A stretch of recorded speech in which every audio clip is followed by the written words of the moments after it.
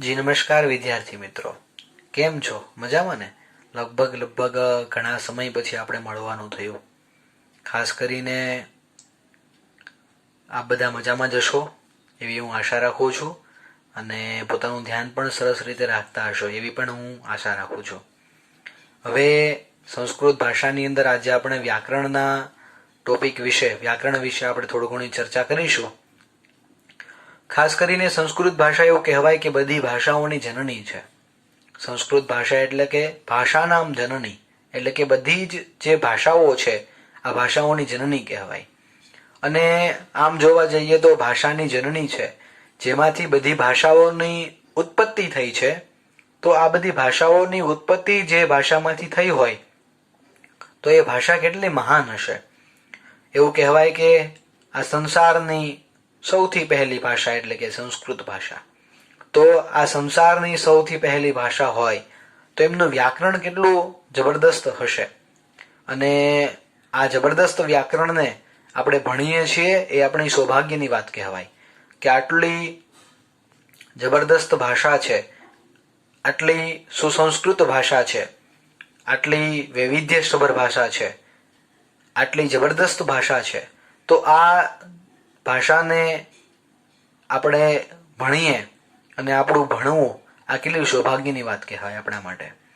તો આજે આ ભાષાના વ્યાકરણ વિશે થોડી ઘણી ચર્ચા હું તમારી સાથે કરવા જઈ રહ્યો છું. ખાસ કરીને વ્યાકરણ સંસ્કૃત ભાષાની અંદર જે હોય છે આ વ્યાકરણ ઘણી બધી પછીની વાત છે. એમની પહેલા આપણે વ્યાકરણની સમજ લેતા પહેલા આપણે આપણો જે વૈદિક વારસો છે આ વૈદિક વારસા વિશે પણ થોડી ઘણી સમજ મેળવવી એ આપણી માટે થોડી આવશ્યક છે. તો સૌથી પહેલા થોડી ઘણી આપણી જે વૈદિક સાહિત્ય છે એની સમજ આપણે મેળવીશું. ભારતીય સંસ્કૃતિની અંદર આમ જોવા જઈએ તો આપણા 4 વેદ છે: ઋગ્વેદ, યજુર્વેદ, સામવેદ અને અથર્વવેદ. ઋગ્વેદ એટલે કે સૌથી પ્રાચીન તથા પ્રથમ વેદ, જેમની અંદર દેવોનું વર્ણન કરવામાં આવેલું છે. હિન્દુ સંસ્કૃતિની અંદર, ભારતીય સંસ્કૃતિની અંદર જે જુદા જુદા પ્રકારના બધા જ દેવો છે આ દેવોનું વર્ણન ઋગ્વેદની અંદર કરવામાં આવેલું છે. ત્યાર પછી છે એમની અંદર ઈશ્વર સ્તુતિ એટલે કે ભગવાનની સ્તુતિ, દેવોની સ્તુતિ કેવી રીતે કરવી આ બધી બાબતો ઋગ્વેદની અંદર કરવામાં આવેલી છે, વર્ણવવામાં આવેલી છે. ત્યાર પછી છે યજુર્વેદ. યજુર્વેદ એટલે કે ક્રિયા અને યજ્ઞ. આપણા જે બધા યજ્ઞો હોય છે, ઘણા બધા પ્રકારના યજ્ઞો હોય, તો યજ્ઞોની વિશેષ માહિતી આ યજુર્વેદની અંદર આપવામાં આવેલી છે. અને ક્રિયા એટલે કે કર્મકાંડ, જે પણ આપણે કર્મકાંડ કરતા હોઈએ, જે પણ પૂજન વિધિ કરતા હોઈએ, આ બધી જ બાબતો યજુર્વેદની અંદર દર્શાવવામાં આવેલી છે. ત્યાર પછી સામવેદ. સામવેદ આમ જોવા જઈએ તો ઉપાસના ગ્રંથ છે. ઉપાસના ગ્રંથ એટલે કે દેવોની જે ઉપાસના કરતા હોઈએ એ ગ્રંથ છે. એ બધી બાબતો સામવેદની અંદર દર્શાવવામાં આવેલી છે. અને ખાસ કરીને સંગીતનો ગ્રંથ છે. સંગીતની અંદર જે પણ બાબતો હોય, ગાયન હોય, વાદન હોય, સંગીતના સાધનો, સંગીતના રાગ, આ બધી જ બાબતો એ સામવેદની અંદર દર્શાવવામાં આવેલી છે. ત્યાર પછી છે અથર્વવેદ. વેદની અંદર ગુણ, ધર્મ અને આરોગ્ય વિશે વિશેષ માહિતી આપવામાં આવેલી છે. ગુણ એટલે કે જુદા જુદા પ્રકારના ગુણો, ધર્મ એટલે કે હિન્દુ મુસ્લિમ એ ધર્મ નહીં, પરંતુ ધર્મ એટલે કે આપણા કર્તવ્ય, આપણી જે જવાબદારીઓ હોય છે, આપણા જે કર્તવ્ય હોય છે, આ બધી બાબતો અથર્વવેદની અંદર સમજાવવામાં આવેલી છે. અને આરોગ્યની પણ બાબતો એ અથર્વવેદની અંદર જ સમજાવવામાં આવેલી છે.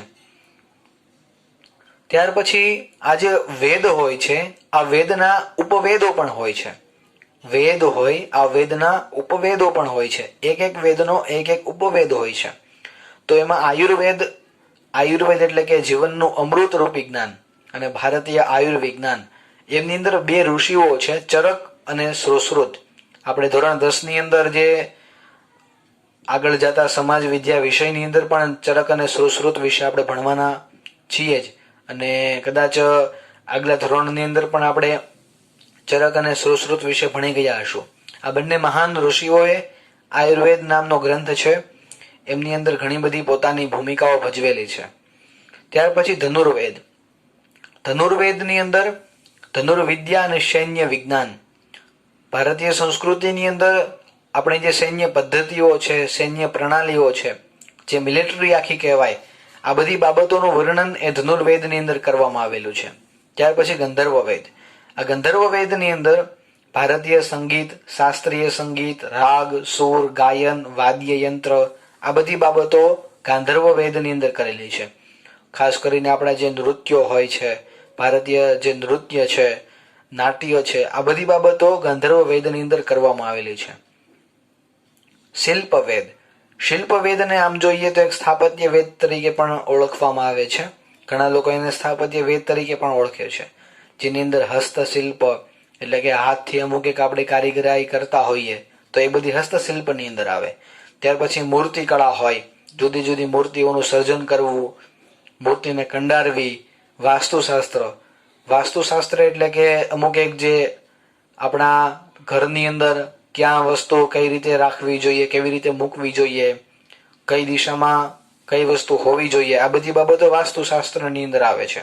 ત્યાર પછી ભવન એટલે કે જુદા જુદા ભવનો હોય છે, કિલ્લાઓ, મંદિર, આવાસ, આ બધું બાંધકામ કેવી રીતે કરવું, આ બધી શૈલીઓ જે છે, આ બધી જ જુદા જુદા પ્રકારની શૈલીઓનું વર્ણન એ શિલ્પવેદ એટલે કે સ્થાપત્ય વેદની અંદર કરવામાં આવે છે.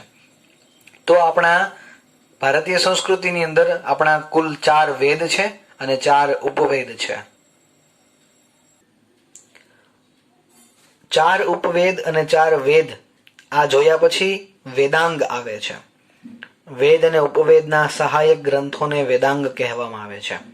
જે પણ આ શાસ્ત્રો છે આપણા, આ શાસ્ત્રોના સહાયક ગ્રંથને વેદાંગ કહેવામાં આવે છે. વેદાંગ એટલે કે વેદનું અંગ. જોઈએ એમાં પહેલા છે શિક્ષા. શિક્ષા એટલે કે જુદા જુદા પ્રકારની જુદા જુદા ઋષિઓએ લખેલી જે શિક્ષા હોય છે એમને શિક્ષા કહેવામાં આવે છે. ઘણા બધા ઋષિઓએ શિક્ષા લખેલી છે. એમાં ખાસ કરીને યાજ્ઞવલ્કે શિક્ષા અને પાણિની ઋષિએ લખેલી જે શિક્ષા છે આ મહત્વનું સ્થાન ધરાવે છે. તો પહેલી જે શિક્ષા છે આની અંદર વેદ મંત્રોના ઉચ્ચારણ કરવાની વિધિ, શુદ્ધ ઉચ્ચારણ, સ્વર અને વર્ણ ઉચ્ચારણની બાબતો સમાવિષ્ટ કરવામાં આવે છે.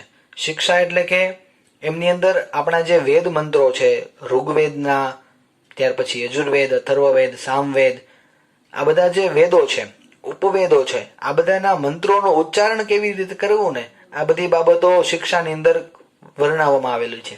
શિક્ષાની અંદર આ બધી બાબતોનું ધ્યાન રાખવામાં આવે છે કે આ મંત્રોને કેવી રીતે બોલવો જોઈએ, આ મંત્રને કેવી રીતે એનું ઉચ્ચારણ કરવું જોઈએ, આ બધી બાબતો એ શિક્ષાની અંદર આપવામાં આવેલી છે. ત્યાર પછી કલ્પ. કલ્પ એટલે કે મંત્રોનો પ્રયોગ ક્યાં કરવો, યજ્ઞ સંબંધી નિયમો. આપણને ઘણી બધી વખત એમ થતું હશે કે યજ્ઞો હોય તો યજ્ઞની અંદર આ મંત્ર અહીંયા જ કેમ બોલવામાં આવે છે, અથવા તો આ મંત્ર અહીંયા જ કેમ વાપરવામાં આવે છે. ઘણા બધા પ્રકારના યજ્ઞ આપણે ત્યાં ઘરે થતા હશે. નવચંડી યજ્ઞ હોય, ગૃહ શાંતિ યજ્ઞ હોય, વાસ્તુ પૂજાનો યજ્ઞ હોય. આ બધા જ જે યજ્ઞો હોય તો આ બધા યજ્ઞની અંદર જુદા જુદા મંત્ર આવે તો આ મંત્ર કોણે કહ્યા હશે કે ભાઈ આ મંત્રનો ઉપયોગ આ જ યજ્ઞની અંદર કરવાનો. તો આ બધી બાબતો જે છે, મંત્રોનો પ્રયોગ ક્યાં કરવો, આ બધી કલ્પની અંદર દર્શાવવામાં આવે છે. ત્યાર પછી વ્યાકરણ. ઉદાત, અનુદાત અને સ્વરિત સ્વરોની સ્થિતિ એટલે કે ઉદાત એટલે કે ઉપરથી જે બોલવામાં આવે એ ઉદાત. અનુદાત એટલે કે નીચેથી જે બોલવામાં આવે, જે આપણું મોઢું છે, આપણું જે આ મોઢામાં જે ઉપરથી જે વર્ણ આવતા હોય એને ઉદાત કહેવાય. નીચેથી જે વર્ણ આવતા હોય એને અનુદાત કહેવાય. અને મોઢાની બિલકુલ વચ્ચેથી જે વર્ણ આવતા હોય એમને સ્વરિત વર્ણો કહેવાય. તો આ જે બધા વર્ણો છે એની સ્થિતિ એટલે કે કયો વર્ણ કઈ જગ્યાએથી નીકળે છે, એનું અંગ કયું છે. આપણને એમ થતા હશે કે બધા જ વર્ણ મોઢામાંથી નીકળે છે, પણ મોઢાની અંદરથી પણ ઘણા બધા એવા અંગો છે, મુખની અંદર પણ એવા ઘણા બધા પ્રકારના અંગો છે કે જે અંગોનો ઉપયોગ કરીને જુદા જુદા પ્રકારના વર્ણ એ નીકળતા હોય છે. અને વ્યાકરણ એ વેદોનું મુખ કહેવામાં આવે છે. વ્યાકરણ એ વેદોનું મુખ કહેવામાં આવે છે અને શબ્દોનું યોગ્ય જ્ઞાન પણ વ્યાકરણને લીધે જ થાય છે. ઘણી બધી જગ્યાએ વેદોની અંદર અમુક એક જે શબ્દો હોય છે, આ શબ્દોને સમજવા માટે એ વ્યાકરણની ખાસ જરૂર પડે છે. ત્યાર પછી નિરુક્ત. નિરુક્ત એટલે કે શબ્દોનો અર્થ, જે અર્થોની અંદર જે કહેવામાં આવેલા છે તે એનો જ્ઞાન, તે અર્થોનું જ્ઞાન અને ઉલ્લેખ. વેદની અંદર ઘણી બધી જગ્યાએ અમુક એક શબ્દો ઘણી બધી વખત આવે છે, પણ આ બધા જ શબ્દોનો અર્થ એક થતો નથી. તો જુદો જુદો જે અર્થ થાય છે, આ જુદો જુદો જે અર્થ થાય, આ બધી બાબતો નિરુક્તની અંદર દર્શાવવામાં આવેલી છે કે ભાઈ આ શબ્દનો અર્થ આ થાય. અહીંયા આ શબ્દ હોય, અમુક એક એના નિયમો હોય, ભાઈ આ નિયમ લાગુ પડતો હોય તો આ શબ્દોનો અર્થ આ થાય છે. તો એટલા માટે નિરુક્તની જરૂર પડે છે. શબ્દોનો અર્થ જે અર્થોની અંદર થતો હોય તે અર્થોનું જ્ઞાન અને એનો ઉલ્લેખ, એ બધી બાબતો નિરુક્તની અંદર કરવામાં આવેલી છે. ત્યાર પછી જ્યોતિષ. વૈદિક કર્મોનું જે આયોજન છે, સમય, ઘણી બધી જગ્યાએ આપણે એવું સાંભળ્યું છે કે જ્યોતિષ એટલે કે ગ્રહ શાંતિ ને ગ્રહની બધી બાબતો ને આ બધી બાબતો. હકીકતની અંદર આપણી ભારતીય સંસ્કૃતિ જ્યોતિષને માને છે. જ્યોતિષ એટલે કે ફક્ત ને ફક્ત એક મગજની અંદર એવી ધારણા નથી કરી લેવાની કે જ્યોતિષ એટલે કે જેની અંદર બધી એક પ્રકારની અવિશ્વસનીય બાબતો આવે, એક પ્રકારનો એની અંદર અમાન્ય બાબતો આવે. એટલે કે જ્યોતિષ એટલે કે જુદા જુદા આપણે જે કામ કરીએ છીએ, જુદા જુદા પ્રકારના જે વૈદિક કામ કરીએ છીએ, યજ્ઞ હોય, કોઈ પણ પ્રકારનું જે કોઈ આપણે કર્મકાંડ કરવાનું હોય, તો આ બધી સમયની જે બાબત છે, આ બધી જ્યોતિષની અંદર દર્શાવવામાં આવેલી છે. જે મુહૂર્ત હોય છે, જે પણ ચોઘડિયા હોય છે, ટૂંકમાં સમયના જે બધા અંગો હોય છે, આ બધા અંગો જ એ જ્યોતિષની અંદર દર્શાવવામાં આવે છે. ત્યાર પછી છંદ. છંદ એટલે કે વેદોનું આવરણ. વ્યવસ્થિત નિયત અક્ષર સ્વરૂપે વેદોનું પઠન કરવા માટે છંદ શાસ્ત્રનો ઉપયોગ થાય છે. વેદની અંદર જે મંત્રો હોય છે, આ મંત્રોને કેવી રીતે વાંચવા જોઈએ, એનું પઠન કેવી રીતે કરવું જોઈએ, આ બધું છંદ શાસ્ત્રની અંદર એ દર્શાવવામાં આવેલું છે. એટલે કે આપણા ઘણી બધી જગ્યાએ આપણે સાંભળેલું હશે કે 14 વિદ્યા અને 64 કલા. તો 14 વિદ્યા એટલે કે 4 વેદ, 4 ઉપવેદ અને આ 6 વેદાંગ. એટલે આમ કુલ મળીને 4 વેદ, 4 ઉપવેદ અને 6 વેદાંગ થઈને આપણી 14 વિદ્યા થાય છે. જો વેદાંગ ન આવડે, વેદાંગમાંથી કોઈ પણ એક બાબત આપણને ન આવડતી હોય તો ખાસ કરીને માણસ જે છે એ ઉપવેદ ન શીખી શકે, અને ઉપવેદ ન શીખે તો એને વેદ આવડતો નથી. એટલે ખાસ વેદને શીખવા માટે વેદાંગની જરૂર પડે છે. કેમ કે વેદ અને ઉપવેદના સહાયક જે ગ્રંથો છે એ વેદાંગ છે. એને ઉચ્ચારણ વિધિ, એને ક્યાં સંબંધિત નિયમો બધા જે છે, ત્યાર પછી એનું શબ્દનું યોગ્ય જ્ઞાન છે, ત્યાર પછી જે જુદા જુદા શબ્દો હોય છે એનો અર્થ જે જુદો જુદો હોય તો એ અર્થનું જ્ઞાન છે.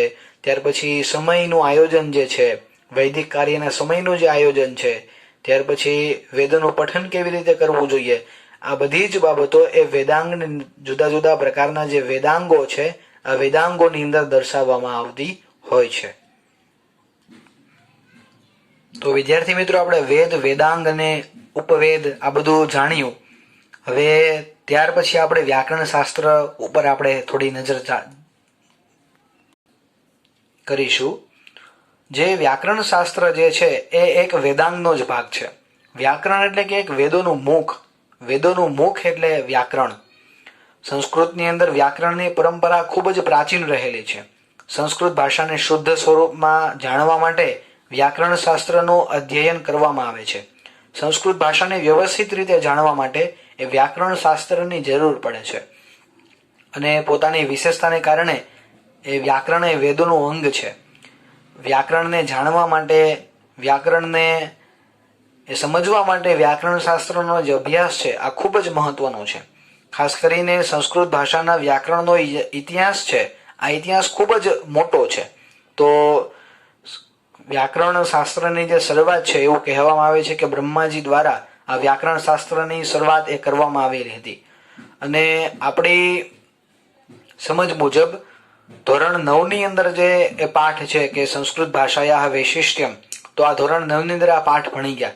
તો એની અંદર વિશેષતા હતી કે પાણિનીનું વ્યાકરણ શાસ્ત્ર.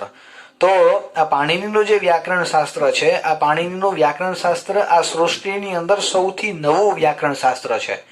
સંસ્કૃત ભાષાના વ્યાકરણ શાસ્ત્રનો અભ્યાસ અને એનો ઇતિહાસ તપાસીએ તો જુદા જુદા પ્રકારના ઘણા બધા પ્રકારના જે વ્યાકરણ છે એ આ સૃષ્ટિની અંદર એની રચના કરવામાં આવેલી હતી. પાણીની વ્યાકરણ શાસ્ત્ર પહેલા પાણીની ઋષિના વ્યાકરણના જે રચયિતા પાણીની ઋષિ છે, તો પાણીની ઋષિ પહેલા પણ ઘણા બધા પ્રકારના વ્યાકરણના ગ્રંથો આપણી સૃષ્ટિની અંદર ઉપલબ્ધ હતા. જેમ કે પહેલું વ્યાકરણ છે ઐન્દ્ર વ્યાકરણ, ત્યાર પછી ચાંદ્ર વ્યાકરણ, કાશકૃત્ન વ્યાકરણ, કૌમારમ વ્યાકરણ, શાકટાયન વ્યાકરણમ, સારસ્વતમ વ્યાકરણ, આપીશલમ વ્યાકરણ, શાકલમ વ્યાકરણ અને પાણીનીય વ્યાકરણ. એટલે આપણે જે આ બધા વ્યાકરણના નામ જોયા, તો જે આ બધા વ્યાકરણો છે, આ વ્યાકરણો પાણીની ઋષિની પહેલાના બધા વ્યાકરણો છે. એટલે આમ એક પ્રકારે જોવા જઈએ તો બ્રહ્માજી દ્વારા જુદા જુદા પ્રકારના જે વ્યાકરણ જે છે એ જુદા જુદા રીતે જુદી જુદી રીતે એ આગળ વધારવામાં આવ્યા હતા. તો ઐન્દ્ર વ્યાકરણ, ચાંદ્ર વ્યાકરણ, કાશકૃષ્ણન વ્યાકરણ, કૌમારમ વ્યાકરણ, શાકટાયન વ્યાકરણ, સારસ્વતમ વ્યાકરણ, આપીશલમ વ્યાકરણ, શાકલમ વ્યાકરણ અને ત્યાર પછી અંતે પાણીનીય વ્યાકરણ. એટલે આ બધા જ વ્યાકરણના જે ગ્રંથો છે, આ બધા જ વ્યાકરણના ગ્રંથોની રચના થવામાં ઘણા બધા વર્ષ લાગે. એક રીતે આપણે સામાન્ય રીતે વિચારીએ તો એક વ્યાકરણ શાસ્ત્રીનો જન્મ થાય, ત્યાર પછી એ વ્યાકરણ શાસ્ત્ર પોતે અભ્યાસ કરે, ત્યાર પછી એ વ્યાકરણ શાસ્ત્ર લખે, ત્યાર પછી એ સમાજની અંદર સ્વીકારવામાં આવે, સમાજનો અભ્યાસ કરે, ત્યાર પછી ધીમે ધીમે કરતા એ વ્યાકરણ શાસ્ત્ર એ મોટું સ્વરૂપ ધારણ કરે અને ત્યાર પછી બીજા વ્યાકરણ શાસ્ત્ર આવે, બીજા વ્યાકરણ શાસ્ત્રનો જન્મ થાય, બીજા વ્યાકરણ શાસ્ત્ર એ ઉપલબ્ધ થાય આ સૃષ્ટિની અંદર. ત્યાર પછી જે એની આગળનું જે વ્યાકરણ હતું, તો એની આગળના વ્યાકરણની એની મહત્વતા ઘટે એટલે એને અભ્યાસ બંધ થાય. તો એમ ધીમે ધીમે ધીમે કરતા એવું કહેવામાં આવે છે કે પાણીનીય વ્યાકરણ શાસ્ત્ર આ સૃષ્ટિમાં અત્યાર સુધીના વ્યાકરણ શાસ્ત્રોની અંદર સૌથી સરળમાં સરળ વ્યાકરણ શાસ્ત્રો છે અને સૌથી નવામાં નવું વ્યાકરણ એ પાણીનીય વ્યાકરણ છે. એની પહેલાના બધા વ્યાકરણ શાસ્ત્રીઓ જે રચના કરી વ્યાકરણની, આ સૌથી અઘરા હતા અને ધીમે ધીમે કરતા એ અઘરા વ્યાકરણ શાસ્ત્રીઓ ધીમે ધીમે કરતા એ વિલુપ્ત થયા અને સરળ વ્યાકરણ ધીમે ધીમે આવવા લાગ્યું. એમાં સૌથી સરળમાં સરળ વ્યાકરણ એ પાણીનીય વ્યાકરણ કહેવાય. જેમ કે માણસને ભણવાનું અઘરું લાગે તો એ માણસ એ છોડે, ભણવાનું એ વસ્તુને છોડતો હોય, કેમ કે એની સાપેક્ષમાં બીજું નવું કોઈ સરળ હોય તો એ માણસ ઝડપથી સ્વીકારતો હોય. તો એ જે અઘરું છે એ છોડે, તો એવી રીતે અઘરું ધીમે ધીમે છોડતો જાય તો કેવું થાય, તો કે અઘરું એ છોડે એટલે જે નવું જે સરળ છે આ સરળને પકડે, તો અઘરું છોડે એટલે એને ભણવાવાળા ઓછા થાય, ભણાવવાવાળા ઓછા થાય. આવી રીતે ધીમે ધીમે એનો અભ્યાસ બંધ થાય અને એક સમયે એ વ્યાકરણ વિલુપ્ત થઈ જાય. તો એમાં સૌથી સહેલામાં સહેલું વ્યાકરણ શાસ્ત્ર પાણીનીય વ્યાકરણ શાસ્ત્રને કહેવામાં આવેલું છે કે જેનો અભ્યાસ આપણે બધા વર્તમાન સમયની અંદર કરીએ છીએ. તો વિદ્યાર્થી મિત્રો, આપણા જે વ્યાકરણ શાસ્ત્રનો જે ઇતિહાસ છે એ ખાસ કરીને તમે બધા સરસ મજાનો સમજી ગયા હશો એવી હું આશા રાખું છું. હવે આમની પછી જ્યારે મળવાનું થશે ત્યારે આપણે પાણીની ઋષિ વિશે થોડી ઘણી ચર્ચાઓ કરીશું અને પાણીની ઋષિના વ્યાકરણ વિશે ચર્ચાઓ કરીશું. નમસ્કાર.